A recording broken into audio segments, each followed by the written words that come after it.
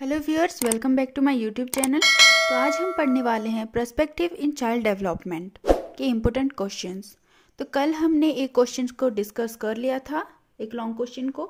तो आज हम सेकंड लॉन्ग क्वेश्चन को डिस्कस करने वाले हैं, जो कि एग्ज़ाम में बहुत बार पूछा गया है और इस साल के लिए काफ़ी इम्पोर्टेंट है। So let's start. If you are new to my channel, do subscribe and hit the bell icon. तो आज का इम्पोर्टेंट क्वेश्चन है, explain the general principles of development. इसके प्रिंसिपल्स बहुत इम्पोर्टेंट हैं, एग्ज़ाम में भी आपका 100% क्वेश्चन देखा जाता है। तो प्रिंसिपल्स आपने बहुत सारे पढ़े होंगे, ठीक है। यहाँ पर लगभग 9 से 10 प्रिंसिपल हैं जो आपको समझने हैं, और इन सब को हम इस एक क्वेश्चन में ही कवर कर लेंगे।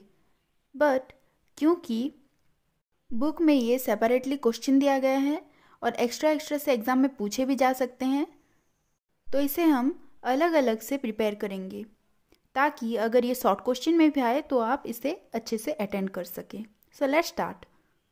तो इसका पहला प्रिंसिपल जो है वो है प्रिंसिपल ऑफ कॉन्टिन्यूटी, मतलब निरंतर चलने वाला सिद्धांत या निरंतरता का सिद्धांत। तो यहाँ पर प्रिंसिपल ऑफ कंटिन्यूटी क्या बोलता है? ये कहता है कि जो हमारा विकास होता है, डेवलपमेंट, और यहाँ पर एक बात आपको याद रखनी है कि प्रिंसिपल सिर्फ डेवलपमेंट के होते हैं। यहाँ पर पहले पॉइंट की बात करें तो ये कभी रुकता नहीं है।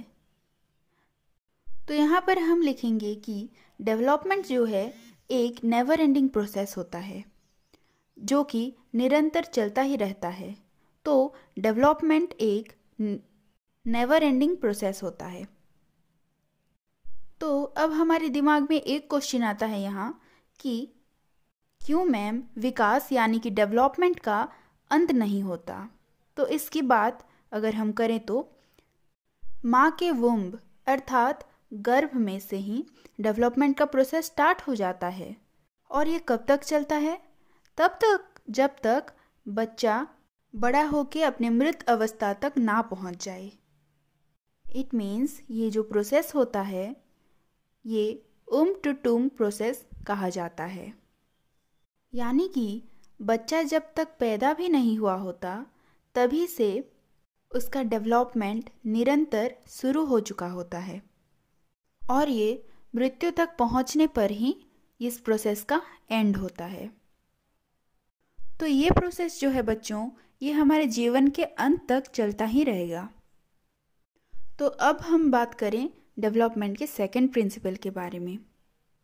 तो इसका जो सेकंड प्रिंसिपल है ये क्या है? Principle of uniform pattern. तो बच्चों, यूनिफॉर्म पैटर्न का क्या अर्थ होता है? हमारा जो डेवलपमेंट का सिद्धांत होता है उसका एक निश्चित अनुक्रम होता है, यानी कि एक फिक्स्ड पैटर्न होता है। तो देखिए, जब एक बच्चा बढ़ता है वो तब समान क्रम से सारे बच्चे एक रूप से ही बढ़ते हैं, यानी कि धीरे धीरे वो बच्चा बैठना सीखेगा, उसके बाद रेंगना सीखेगा, उसके बाद धीरे धीरे चलना सीखेगा। इसी तरह ये यूनिफॉर्म पैटर्न में स्टेप बाय स्टेप उसका लर्निंग करेगा। और आपने ऐसा कभी नहीं देखा होगा कि एक बच्चे ने जन्म होते ही चलना शुरू कर दिया या फिर दौड़ना शुरू कर दिया। तो कहने का अर्थ यह है कि जो बच्चा है उसके बढ़ने का एक निश्चित पैटर्न होता है जिसे सारे बच्चे फॉलो करते हैं, जो कि हर एक बच्चे में समान रूप से देखी जाती है। और इसी तरह से बच्चे का लैंग्वेज डेवलपमेंट भी स्टार्ट हो जाता है। तो अब फोकस करेंगे हम थर्ड प्रिंसिपल के ऊपर, जो कि है प्रिंसिपल ऑफ इंडिविजुअल डिफरेंस, जिसे कि हम प्रिंसिपल ऑफ स्पीड वेरिएशन से भी जान सकते हैं। तो यहाँ पर प्रिंसिपल ऑफ इंडिविजुअल डिफरेंस का मतलब है इंडिविजुअल, उसका मतलब व्यक्तिगत, और डिफरेंस का मतलब होता है भिन्नता। तो थर्ड प्रिंसिपल में हमें क्या बताया है कि हर व्यक्ति की अपनी अपनी भिन्नताएं होती है। तो ये प्रिंसिपल हमें बताता है कि हर एक बच्चा डिफरेंट पर्सनैलिटीज़ में पैदा होता है या डिफरेंट पर्सनैलिटीज़ उनमें पाई जाती है। दैट मीन्स मैं यहाँ पर ड्रॉ कर रही हूँ, ये एक बच्चा है और ये एक बच्चा है।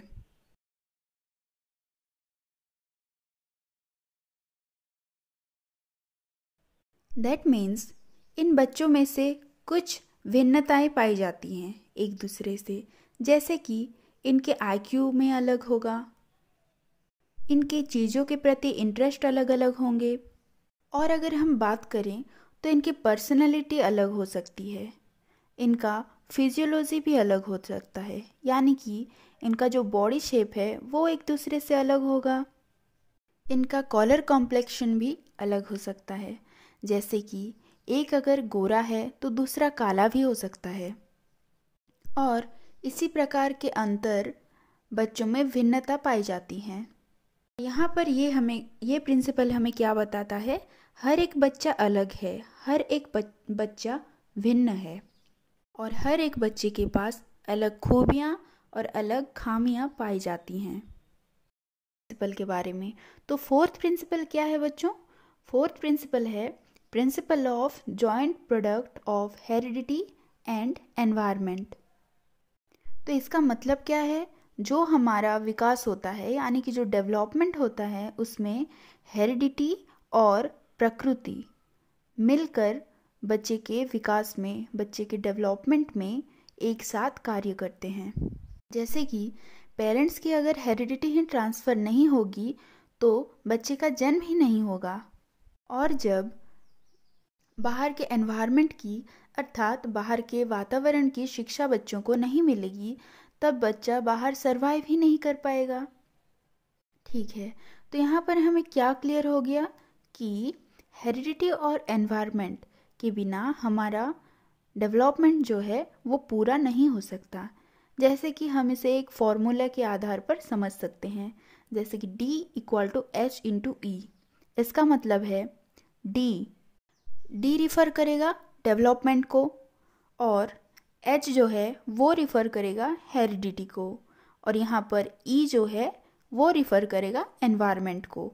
अगर आप इतना याद रख लें कि D=H/E तो आपको ये पूरा कॉन्सेप्ट ही याद रह जाएगा कि डेवलपमेंट कब होगा, जब हेरिडिटी इनटू एनवायरनमेंट होगा तब पाई जाएगी डेवलपमेंट।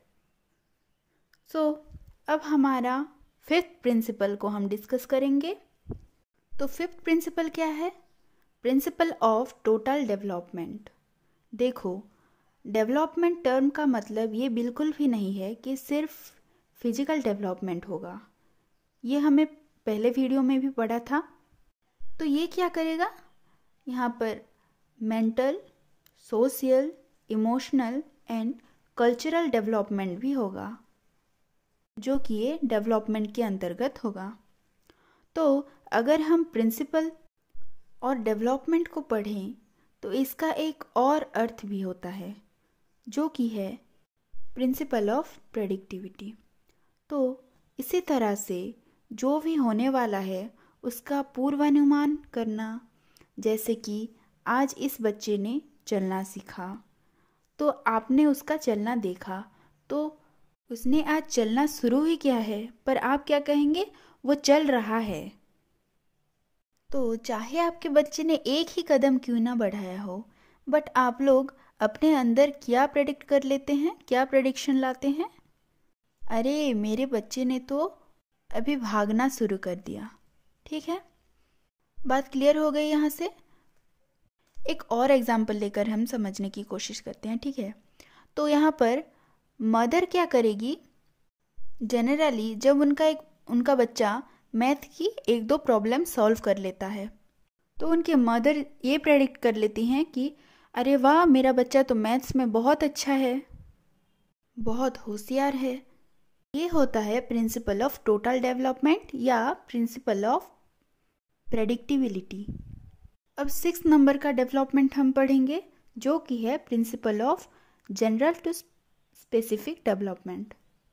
तो यहाँ पर सपोज बच्चे को कोई रिमोट उठाना है तो वो अपने दोनों हाथों का इस्तेमाल करता है, पर जब वो बड़ा हो जाता है, थोड़ा समझदार हो जाता है, तब क्या करता है, अपनी उंगलियों का इस्तेमाल करता है, अपने फिंगर्स का इस्तेमाल करता है। तो यहाँ क्या हुआ, पहले बच्चे ने अपने हाथ को कंट्रोल करना सीख लिया और धीरे धीरे उसके बाद उसने अपने फिंगर्स को भी कंट्रोल करना सीख लिया। तो इसी को कहते हैं जनरल टू स्पेसिफिक डेवलपमेंट, अर्थात कोई भी जनरल चीज़ को पहले से बच्चा सीखता है और उसके बाद धीरे धीरे बाकी चीज़ों को सीखने लगता है। तो यहाँ पर नेक्स्ट प्रिंसिपल है प्रिंसिपल ऑफ डेवलपमेंटल डायरेक्शन। तो प्रिंसिपल ऑफ डेवलपमेंटल डायरेक्शन, इसका सीधा मतलब है किसी भी दिशा का सिद्धांत, जिसे कहा गया है सेफालोकोडियल सीक्वेंस। इसका मतलब है कि बच्चे का विकास जो है, डेवलपमेंट जो है, वो दिमाग से शुरू होकर टो तक, यानी कि हेड टू डाउनवर्ड्स, जैसे कि बच्चा पहले अपने सिर को मूव करना सीखेगा, फिर अपने हाथों को मूव करना, and this is one type of physical development of human beings. So it is also known as principle of the head tailward. It means ये जो डेवलपमेंट है ये हेड से शुरू करके टो तक ख़त्म होता है। तो नेक्स्ट प्रिंसिपल जो है हमारा 8th नंबर का principle, that is the principle of proximodistal sequence, यानी कि ये जो डेवलपमेंट होगा ये सेंटर यानी कि केंद्र से शुरू होगा और बाद में नेक्स्ट यानी कि पेरिफेरी ग्रेडियंट में ख़त्म होगा। जैसे कि एग्जाम्पल के तौर पर आप लिख सकते हैं कि पहले स्पाइनल कॉर्ड का डेवलपमेंट हुआ, स्पाइनल कॉर्ड का निर्माण हुआ, उसके बाद ही हमारे रिब्स का डेवलपमेंट होता है। ठीक है, तो अगर आपको ये समझ आ रहा है तो कमेंट में ज़रूर लिखें और लाइक शेयर करते रहें। तो नेक्स्ट जो हमारा प्रिंसिपल है 9th नंबर का principle, that is the principle of spiral and linear. Spiral means rounded या फिर आप इसे कह सकते हैं स्प्रिंग जैसा, और लीनियर को रेखीय भी कहते हैं, एक दिशा की ओर स्ट्रेट। दैट मीन्स ये रिफ्लेक्ट क्या करता है, ये रिफ्लेक्ट करता है आपका डेवलपमेंट किस दिशा में हो रहा है। तो क्या डेवलपमेंट एक ही दिशा में चलता रहता है?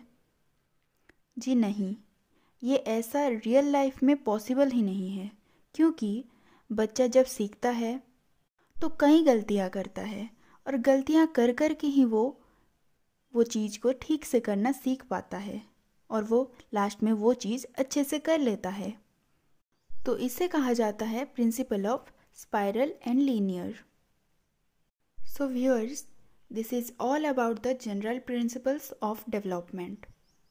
Here we covered all types of principle and all stages of the principles. That's all for today's classes. Do like, share and subscribe for more videos. और इसके थर्ड पार्ट में हम डिस्कस करेंगे describe the various stages of development. उसमें हम development के कुछ stages के बारे में बात करेंगे, जो कि एक बहुत ही इम्पोर्टेंट क्वेश्चन है। आज के लिए बस इतना ही। Thank you.